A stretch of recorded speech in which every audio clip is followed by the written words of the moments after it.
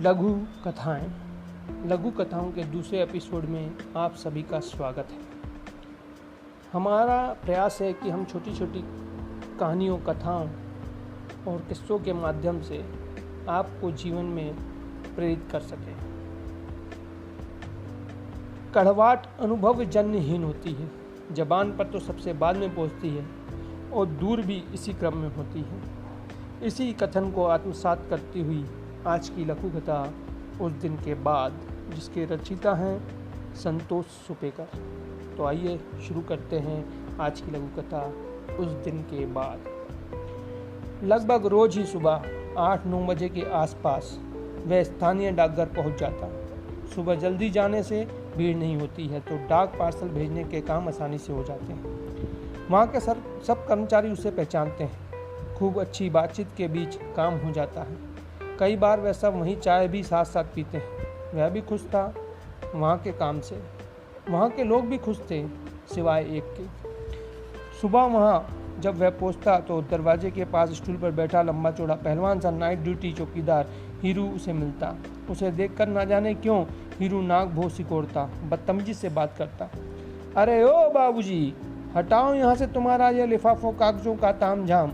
अभी बाहर बैठो, झाड़ू पोछा लगाने वाले आएंगे, उनको काम करने दो। पीछे हटो, यहाँ मत खड़े रहो, वहाँ बैठो जाकर कुर्सी पर, इधर नहीं उधर। सुबह सुबह चले आते हैं, ठीक से ऑफिस खुलता भी नहीं, पहले ही आ जाते हैं, कोई काम भी नहीं करने देते। इस तरह उसे देख नफरत से जाने क्या क्या बड़बड़ाता था, टोका टाकी करता था, आंखें दिखाता था हीरू। उसका गुस्सा देखकर उसे भी ताव तो बहुत आता था, लेकिन लड़ने से लाभ भी क्या था।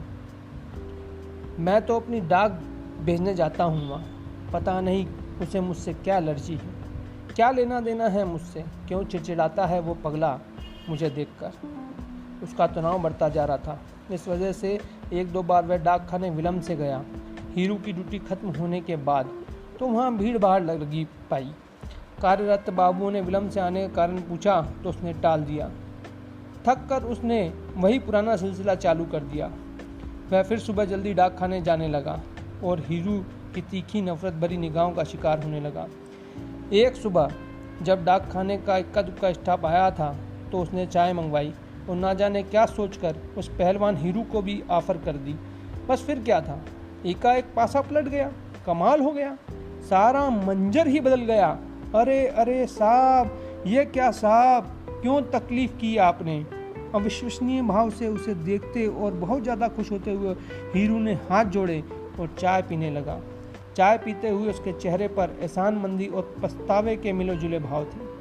उस दिन के बाद से सुबह जैसे ही वह डाकघर में घुसता है, हीरू खुश होकर उसे सलाम करता है, हंसकर बात करता है, कुर्सी साफ करके इज्जत से उसे वहाँ बिठाता है।